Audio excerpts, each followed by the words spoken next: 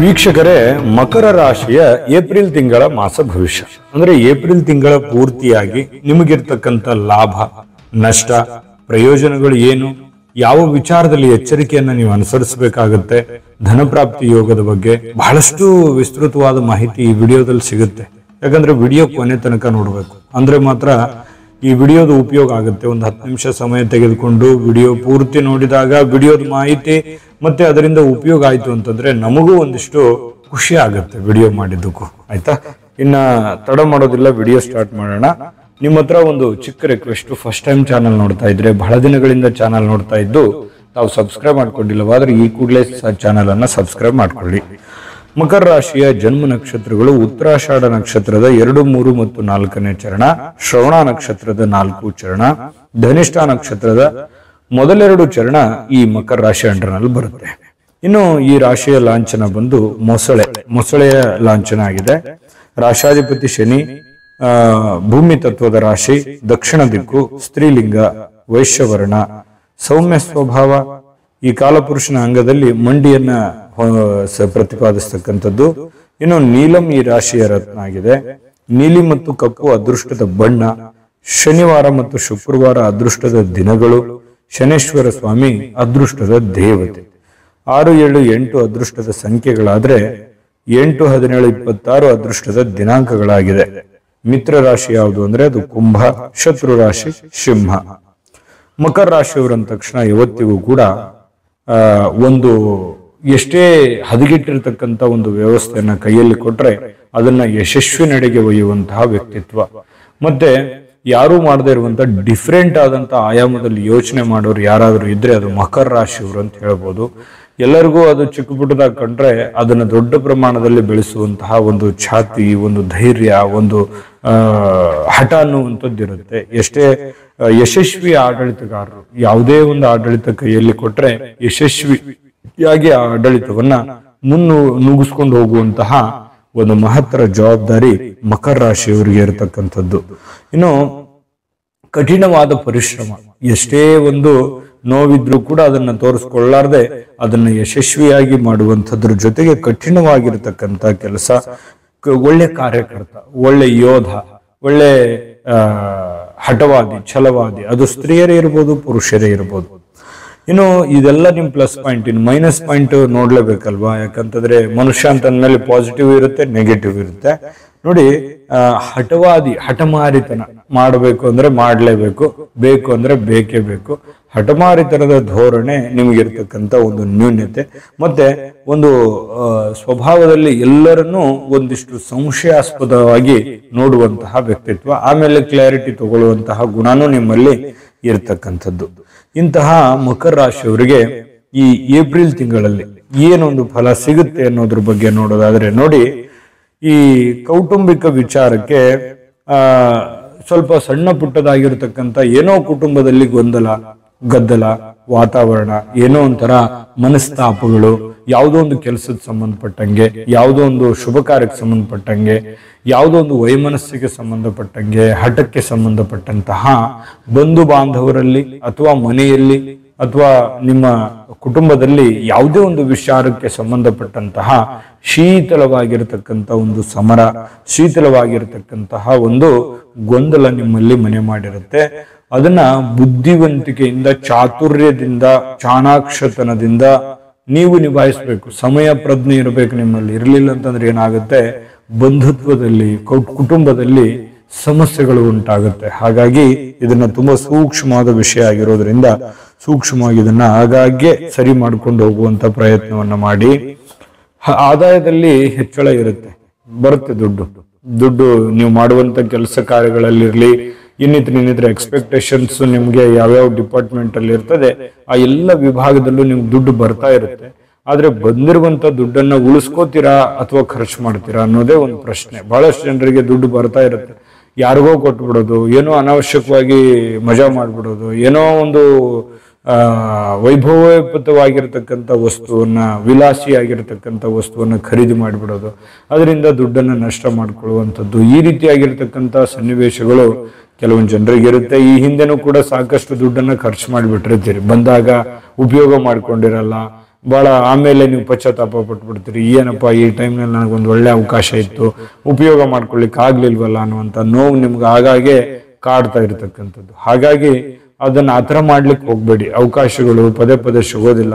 ಏನೋ ಒಂದು ದುಡ್ಡು ಬರ್ತಾ ಇದೆ ಅಂತಂದ್ರೆ ಅದನ್ನ ತಾಳ್ಮೆಯಿಂದ ಇಟ್ಕೊಂಡು ಹೋಗುವಂತ ಪ್ರಯತ್ನ, ಯಾವ ರೀತಿ ಉಳಿಸ್ಕೊಂಡು ಹೋಗುವಂತ ಪ್ರಯತ್ನವನ್ನ ನೀವು ನಿಮ್ಮಲ್ಲೇನೆ ಮಾಡಿಕೊಂಡು ಅದನ್ನ ಆ ರೀತಿಯಾಗಿ ಎಕ್ಸ್ಪೆರಿಮೆಂಟ್ ಮಾಡುವಂತ ಪ್ರಯತ್ನವನ್ನ ಮಾಡ್ಕೊಳ್ಳಿ.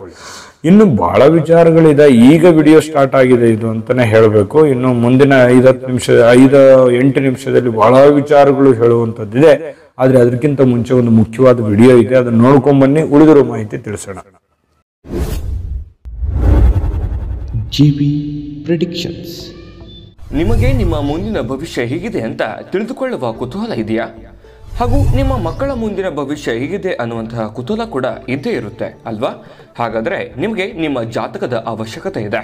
ಹಾಗಿದ್ದರೆ ಇಲ್ಲಿದೆ ನಿಮಗೆ ಸುವರ್ಣಾವಕಾಶ. JB ಪ್ರೆಡಿಕ್ಷನ್ಸ್ ಅವರು ನೀಡುತ್ತಿರುವ ಜಾತಕಗಳನ್ನು ಈಗಲೇ ಆರ್ಡರ್ ಮಾಡಿ. ವಿದ್ಯಾಭ್ಯಾಸ, ಉದ್ಯೋಗ, ವಿವಾಹ, ಆರೋಗ್ಯ, ಸಂತಾನ, ವ್ಯಾಪಾರ ವ್ಯವಹಾರ, ಇನ್ನು ಜಾತಕದಲ್ಲಿನ ಅನೇಕ ಮಾಹಿತಿಗಳು ನೀವು ಮನೆಯಲ್ಲಿಯೇ ಕುಳಿತುಕೊಂಡು ಸರಳವಾಗಿ ತಿಳಿದುಕೊಳ್ಳಬಹುದು. ಹಾಗೂ ಕೆಲ ಸಮಸ್ಯೆಗಳಿಗೆ ಪರಿಹಾರಗಳು ಕೂಡ ತಿಳಿದುಕೊಳ್ಳಬಹುದು.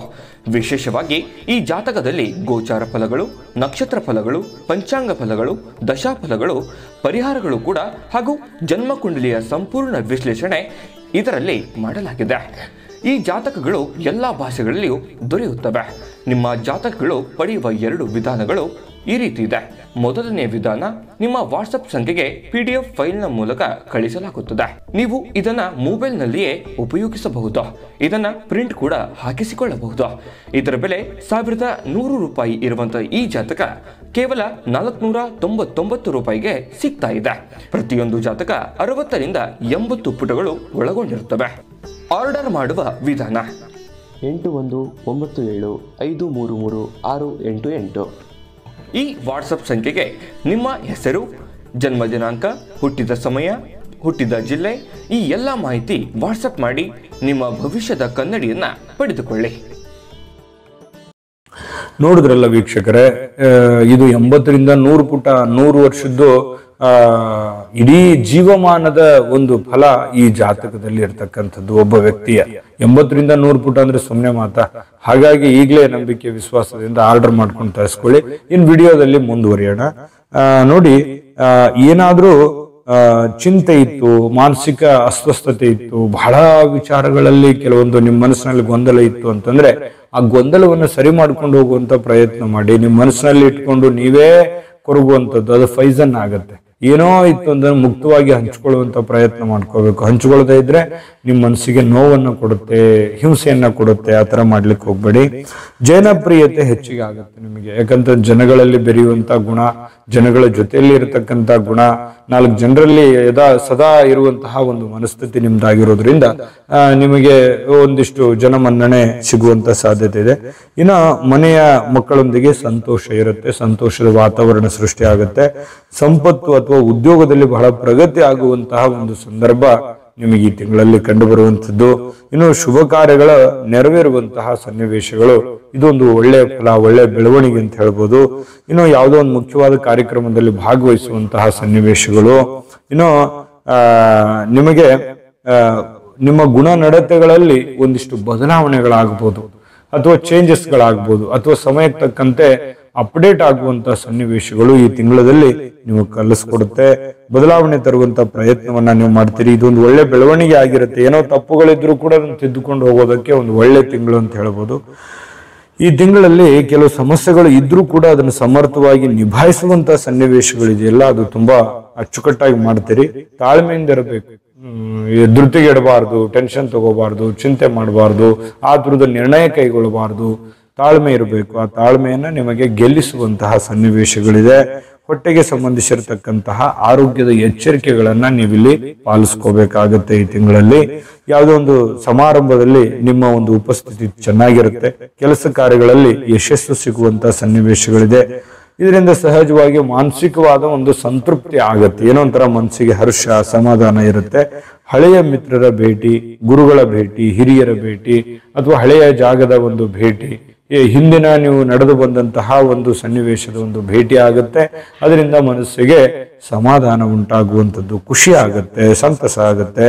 ಇನ್ನು ನಿಮ್ಮ ಕೆಲಸದಲ್ಲಿದ್ದ ಎಲ್ಲಾ ಸಮಸ್ಯೆಗಳು ಪರಿಹಾರ ಮಾಡ್ಕೋತೀರಿ. ಒಂದೊಂದಾಗಿ ಆ ಸಮಸ್ಯೆಗಳಿಂದ ಹೊರಗಡೆ ಬರುವಂತಹ ಪ್ರಯತ್ನವನ್ನ ನೀವಿಲ್ಲಿ ಮಾಡ್ತೀರಿ. ಕೆಲವೊಬ್ಬರಿಗೆ ವಾದ ವಿವಾದಗಳಲ್ಲಿ ಕಲಹದಿಂದ ಏನಾಗುತ್ತೆ, ನೆಮ್ಮದಿ ಹಾಳಾಗುತ್ತೆ. ಹಾಗಾಗಿ ಯಾರನ್ನು ವಿರೋಧ ಕಟ್ಕೊಳ್ಳುವಂಥದ್ದು ಬೇಡ. ಏನಿದ್ರು ಸಾಫ್ಟ್ ಆಗಿ ಅದನ್ನ ನಿಭಾಯಿಸುವಂತ ಪ್ರಯತ್ನವನ್ನ ನೀವಿಲ್ಲಿ ಮಾಡ್ಕೋಬೇಕಾಗತ್ತೆ. ವಿದ್ಯಾಭ್ಯಾಸಕ್ಕೆ ಸಂಬಂಧಪಟ್ಟಂತಹ ಒಂದು ಯಶಸ್ಸು ವಿದ್ಯಾರ್ಥಿಗಳಿಗೆ ಈ ತಿಂಗಳಲ್ಲಿ ತುಂಬಾ ಒಳ್ಳೆ ಫಲ ಸಿಗುವಂತ ಸನ್ನಿವೇಶಗಳಿದೆ. ಕುಟುಂಬದಲ್ಲಿ ಶಾಂತಿ ನೆಮ್ಮದಿಯ ವಾತಾವರಣ ಸೃಷ್ಟಿ ಆಗುವಂತ ಸಾಧ್ಯತೆ ಇದೆ. ಹೊಸ ಯೋಜನೆಗಳನ್ನ ಯಶಸ್ವಿಯಾಗಿ ಆರಂಭ ಮಾಡುವಂಥದ್ದು, ಅದರ ಒಂದು ಎಕ್ಸ್ಪೆರಿಮೆಂಟ್ ತುಂಬಾ ಚೆನ್ನಾಗಿರತಕ್ಕಂಥ ಸನ್ನಿವೇಶಗಳಿದೆ. ಅತಿಥಿಗಳ ಆಗಮನದಿಂದ ಸಂತೋಷ ಆಗುತ್ತೆ, ಖುಷಿ ಆಗುತ್ತೆ. ಸ್ವಲ್ಪ ಕುಟುಂಬದಲ್ಲಿ ಸಂತೋಷದಿಂದ ಹೆಚ್ಚು ಸಮಯವನ್ನ ಕಳೆಯುವಂತ ಸಾಧ್ಯತೆ ಈ ತಿಂಗಳ ಕೊನೆಯಲ್ಲಿದೆ. ಹಾಗಾಗಿ ಆ ಗೊಂದಲಗಳು ಏನೇ ಇದ್ರೂ ಕೂಡ ಆಗಿಂದಾಗೆ ಆ ಗೊಂದಲಗಳನ್ನು ಸರಿ ಮಾಡ್ಕೊಂಡು ಹೋದ್ರೆ ಕುಟುಂಬದಲ್ಲೂ ಕೂಡ ಒಂದು ಸಂತಸದ ಸಮಾಧಾನದ ವಾತಾವರಣ ಸೃಷ್ಟಿ ಆಗುವಂತಹ ಸನ್ನಿವೇಶಗಳು ಕಂಡು ಬರುತ್ತೆ. ಇನ್ನು ಸಂಘ ಸಂಸ್ಥೆಗಳಲ್ಲಿರುವಂತವರಿಗೆ, ರಾಜಕೀಯ ನಾಯಕರಿಗೆ, ರಾಜಕೀಯ ವ್ಯಕ್ತಿಗಳಿಗೆ, ಅಥವಾ ಚಿತ್ರೋದ್ಯಮದಲ್ಲಿ ಕೆಲಸ ಮಾಡುವಂತವರಿಗೆ, ಅಥವಾ ಮಾಧ್ಯಮದಲ್ಲಿರುವಂತವರಿಗೆ, ಅಥವಾ ಗ್ರಾಮೀಣ ಮಟ್ಟದ ಕಲೆಗಾರರಿಗೆ ಬಹಳಷ್ಟು ಒಳ್ಳೆ ಒಂದು ಅವಕಾಶಗಳು ಸೃಷ್ಟಿ ಆಗುತ್ತೆ. ಆ ಸಿಕ್ಕಿರುವಂತ ಅವಕಾಶವನ್ನ ಸರಿಯಾಗಿ ಸದುಪಯೋಗ ಮಾಡಿಕೊಳ್ಳುವಂತ ಪ್ರಯತ್ನವನ್ನ ಮಕರ ರಾಶಿಯವರು ಈ ತಿಂಗಳಲ್ಲಿ ಮಾಡಬೇಕಾಗತ್ತೆ. ಜೊತೆಗೆ ಒಂದು ಒಳ್ಳೆ ತಿಂಗಳು ಅಂತಾನೆ ಹೇಳ್ಬೋದು. ಇದನ್ನ ಒಳ್ಳೆ ತಿಂಗಳಿದು, ಅದನ್ನ ಉಪಯೋಗ ಮಾಡ್ಕೋಬೇಕು. ಯಾವುದೇ ಕ್ಷೇತ್ರದಲ್ಲಿರಿ, ನೀವು ಸರ್ಕಾರಿ, ಅರೆ ಸರ್ಕಾರಿ, ನೀವು ಯಾವುದೇ ಒಂದು ಉದ್ಯೋಗ ಮಾಡಿ, ವ್ಯಾಪಾರ ಮಾಡಿ, ಬಿಸ್ನೆಸ್ ಮಾಡಿ, ಏನೇ ಮಾಡ್ತಾ ಇರಿ, ನಿಮ್ಗೆ ಖಂಡಿತವಾಗ್ಲೂ ಒಳ್ಳೆ ಫಲ ಇದೆ. ಆದ್ರೆ ಎಡವೋದಕ್ಕೆ ಏನ್ ಬೇಕು ಅದೂ ಇದೆ. ವಿಡಿಯೋದ ಪೂರ್ತಿ ಎಚ್ಚರಿಕೆಗಳಿದೆಯಲ್ಲ, ಎಚ್ಚರಿಕೆಗಳನ್ನ ನೀವು ಅನುಸರಿಸಬೇಕಾಗತ್ತೆ. ಜೊತೆಗೆ ದೈವ ಕೃಪೆನೂ ಬೇಕು. ಹಾಗಾಗಿ ಆ ದೈವ ಕೃಪೆಗಾಗಿ ಏನು ಪರಿಹಾರ ಮಾಡ್ಕೋಬೇಕು ಅನ್ನೋದ್ರ ಬಗ್ಗೆ ಮಾಹಿತಿಯನ್ನ ತಿಳಿಸೋಣ. ಅದಕ್ಕಿಂತ ಮುಂಚೆ ಈ ವಿಡಿಯೋ ನಿಮಗೆ ಇಷ್ಟ ಆಗಿದ್ರೆ ಲೈಕ್ ಮಾಡಿ, ಶೇರ್ ಮಾಡಿ. ನಿಮ್ಮ ಅಮೂಲ್ಯ ಅಭಿಪ್ರಾಯ ತಿಳಿಸ್ಬೇಕು. ನಮಗೆ ಕಾಮೆಂಟ್ ಮಾಡೋದ್ರ ಮೂಲಕ ನಿಮ್ಮ ಅಮೂಲ್ಯ ಅಭಿಪ್ರಾಯ ತಿಳಿಸಿ. ಜೊತೆಗೆ ವಿಡಿಯೋದ ಕೆಳಗಡೆ ಡಿಸ್ಕ್ರಿಪ್ಷನ್ ಅಲ್ಲಿ ಲಿಂಕ್ ಇದೆ, ಅಲ್ಲಿ 12 ರಾಶಿಯವರ ಏಪ್ರಿಲ್ ತಿಂಗಳ ಮಾಸ ಭವಿಷ್ಯ ಸಿಗುತ್ತೆ. ನಿಮಗೆ ಇಷ್ಟವಾಗಿರತಕ್ಕಂಥ ಮಾಹಿತಿಯನ್ನ ನೋಡ್ಕೊಂಡು ತಿಳ್ಕೊಳ್ಳಿ ಎನ್ನುವಂತ ಮಾತನ್ನ ಹೇಳ್ತಾ, ವೀಕ್ಷಕರೇ, ಮಕರ ರಾಶಿಯವರು ಏಪ್ರಿಲ್ ತಿಂಗಳಲ್ಲಿ ಶ್ರೀ ಮಹಾಲಕ್ಷ್ಮಿ ತಾಯಿಯ ಆರಾಧನೆಯನ್ನ ಮಾಡಿಕೊಳ್ಳಿ. ಶ್ರೀ ವಿಷ್ಣು ಸಹಸ್ರನಾಮ ಪಠಣ ಮಾಡ್ತಕ್ಕಂಥದ್ರಿಂದ ಬಹಳ ಅದ್ಭುತವಾದಂತಹ ಫಲ ಸಿಗುತ್ತೆ. ಜೊತೆಗೆ ಈಗ ಎಲ್ಲರಿಗೂ ಹೇಳಿದೀವಿ, ಈ ಬೇಸಿಗೆ ಇದೆ. ಇನ್ನ ಏಪ್ರಿಲ್ ತಿಂಗಳು ಅಂತಂದ್ರೆ ಏಪ್ರಿಲ್ ಇಂದ ಮೇ, ಜೂನ್ ವರೆಗೂ ಕೂಡ ಬಹಳ ಬಿಸಿಲಿರುತ್ತೆ. ಈ ಪಶು ಪಕ್ಷಿಗಳಿಗೆ, ಪ್ರಾಣಿಗಳಿಗೆ ಆಹಾರ, ನೀರನ್ನ ಹಾಕುವಂತಹ ಪ್ರಯತ್ನವನ್ನ ಮಾಡಿ, ನಿಮ್ಮ ಟೆರೆಸ್ ಮೇಲೆ ನೀರನ್ನು ಇಡುವಂತಹ ಪ್ರಯತ್ನವನ್ನ ಮಾಡಿ. ಖಂಡಿತವಾಗ್ಲೂ ಒಳ್ಳೆ ಫಲ ಸಿಗುತ್ತೆ. ಒಳ್ಳೆ ಫಲ ಸಿಗಲಿ. ತಾಯಿ ಅನ್ನಪೂರ್ಣೇಶ್ವರಿ ಸಕಲ ಅಷ್ಟೈಶ್ವರ್ಯಗಳನ್ನ ಕೊಟ್ಟು ಕರುಣಿಸ್ಲಿ ಅಂತ ಪ್ರಾರ್ಥನೆ ಮಾಡ್ಕೊಳ್ತಾ, ಸರ್ವೇ ಜನಃ ಸುಖಿನೋ ಭವಂತು.